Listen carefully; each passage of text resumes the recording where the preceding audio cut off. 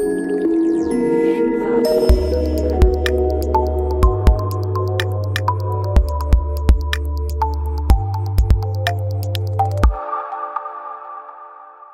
all, good day. Today we are going to present the topic preventive safety from unauthorized IoT devices. Let's see how can we mitigate security threats that are caused by unauthorized devices in an IoT network using distributed ledger technique. Let me just introduce myself. Shilpa PV. I'm currently working as a senior software engineer at Dell EMC, and I have 6 years of experience in web and enterprise applications using AngularJS, Java, Hibernate. Currently, I'm working in the Dell change management team. I have two recognized patents at Dell. I'm an enthusiastic learner. I like to research and learn new things. Rekha, you want to continue? Thank you, Shilpa. Hi all, good day. I'm Rekha MS. I'm with Dell for the past 3+ years. I have overall 10 years of IT experience with core expertise on Java and J2E web applications. Also have experience on Python. I am research oriented with strong analytical skills and interpersonal skills. I have 5 recognized patents in Dell EMC. I'm currently working on server administration software solution in Dell. Thanks, Rekha. Yeah. Coming to the agenda for this topic, let's see how IoT devices become participants in cyber attacks, and then we'll see the scenario in which how IoT devices become compromised, and then we'll move on to the IoT architecture, adaptation of DLT. DLT is a distributed ledger technique, and then we'll move on to threat scenarios, solution part, and then the advantages of DLT. So before we move on to how IoT devices become participants in cyber attacks, let's see what are these IoT devices and then where exactly these IoT devices are vulnerable to the attackers.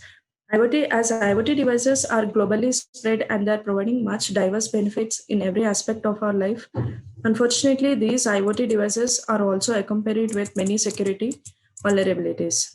So, security experts have demonstrated numerous risks imported by the IoT devices on organizations. Due to the widespread of these devices, their diversity, standardization, obstacles, and inherent mobility, organizations require an intelligent mechanism capable of automatically detecting these suspicious IoT devices connected to their networks.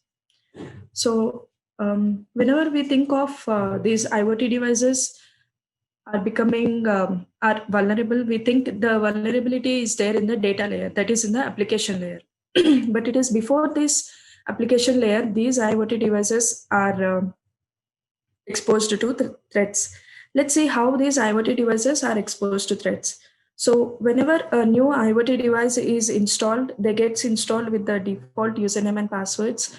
Let's not look at the small organizations, but if we take large organizations where they have hundreds of IoT devices, in small scale application organizations, they have just one or two devices at home and all.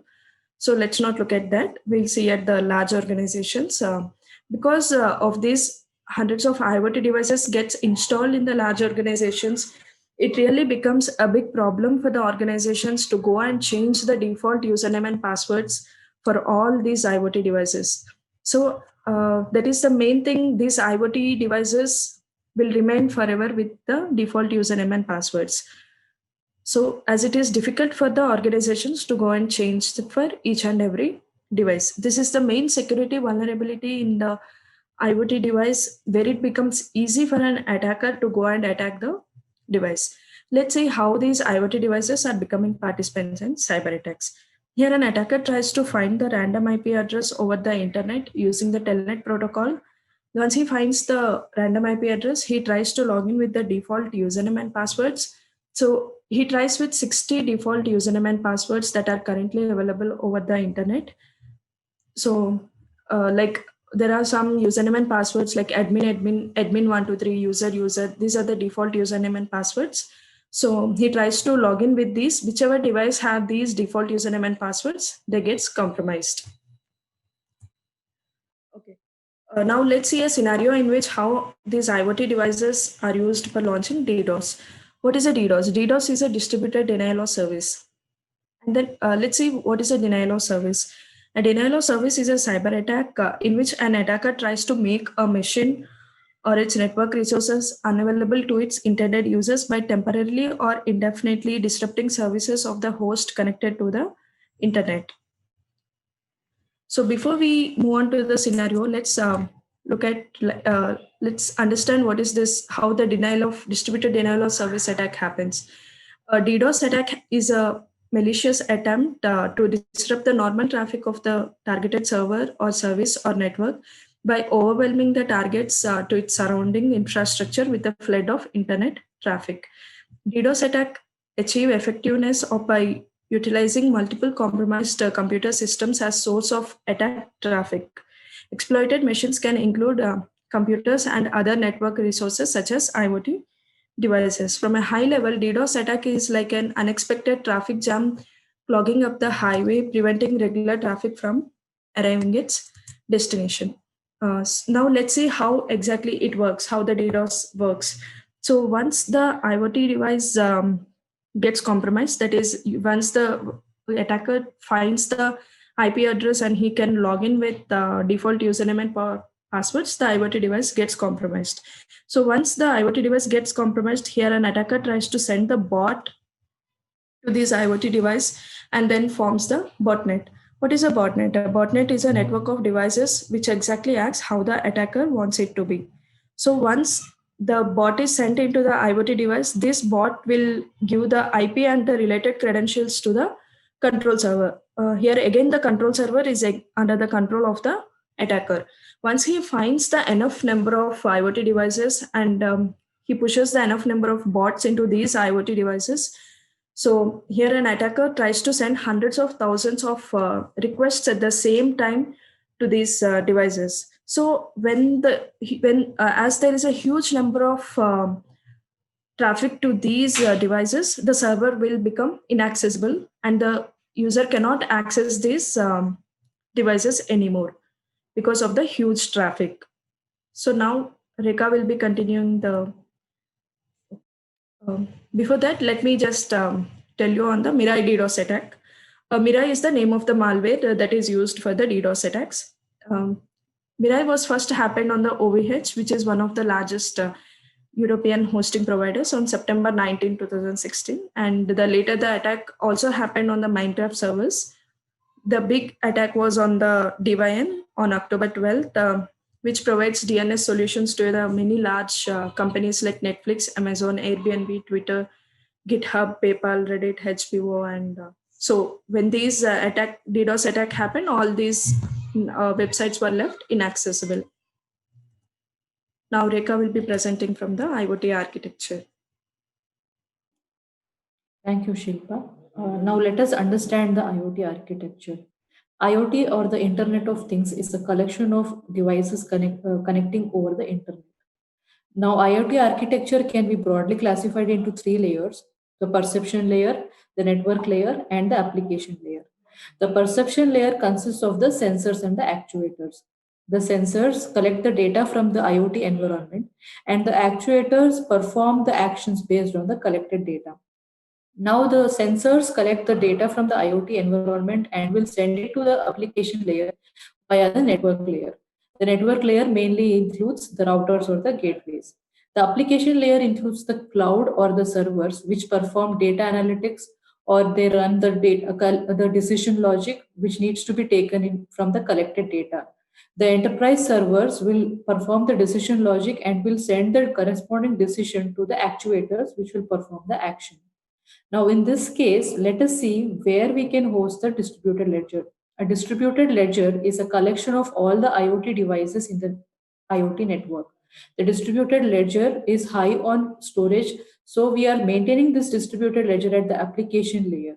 We are proposing to provide authentication of all the IoT devices in the IoT network to mitigate the IoT attack scenarios using the distributed ledger.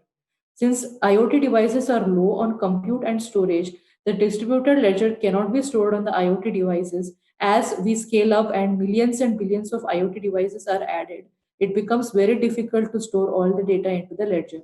Hence, hosting the distributed ledger in the application layer where there is sufficient capacity and compute, it is better to host the distributed ledger in the application layer. Now let's see how this distributed ledger can be used as a solution for the IoT attack scenarios. Yeah, I'm already on the. Yes. So the threats posed by IoT devices are classified broadly into two scenarios. Scenario one, where an unauthorized device is introduced into the network, and scenario two, where an authorized device is infected with malware. Now let's see how these two attack scenarios can be mitigated using a distributed ledger. We are proposing to mitigate these two attacks using the two-factor authentication. When we say two-factor, we propose a step one, which is the token-based authentication, and the step two, which is the root hash authentication. We propose to identify each of the IoT device in the network using a unique token. This unique token is the hash of all the unique identities of an IoT device, be it the firmware ID or a device ID or the device name or the IP address if it is connected over the internet. So these unique identities of the IoT device can be used collectively to form a unique token, which can be used to identify the IoT devices. The step two involves a root hash authentication. Before going to root hash authentication, let us understand what is a root hash. A root hash in distributed ledger technology term is a cumulative hash of all the devices or all the transactions per se in the network. Each transaction is represented by addition, deletion, or modification of an IoT device. As you see on the left hand side, transaction A, B, C, and D, and so on are represented as addition, deletion, or modification of a device. And each of these transactions is represented by a corresponding hash. The cumulative hash of all these transactions forms a root hash or the Merkle root. This represents the current state of the network at any point of time. When we say current state, it is the collective state of all the IoT devices in the network. Now let's see how these two-factor authentication can be used to mitigate the IoT attack scenarios. Next slide, please. So let's see how adding a new device is done using this distributed ledger technology as well as the token-based authentication. Now, whenever a new device has to be added into the IoT network, the device will present its unique token, which is a combination of the unique identities of that device, to the enterprise nodes. Now, the enterprise nodes will validate whether this token is valid or not based on the predefined rules, and it will find that if the token is valid. If the token is valid, it will identify that the device is a valid device and it will add it into the distributed ledger. This distributed ledger will be now shared across all the enterprise nodes. So all the enterprise nodes in the IoT network will now know which are all the list of IoT devices which are valid. Now this addition of a new device will result in an addition of new block into the distributed ledger.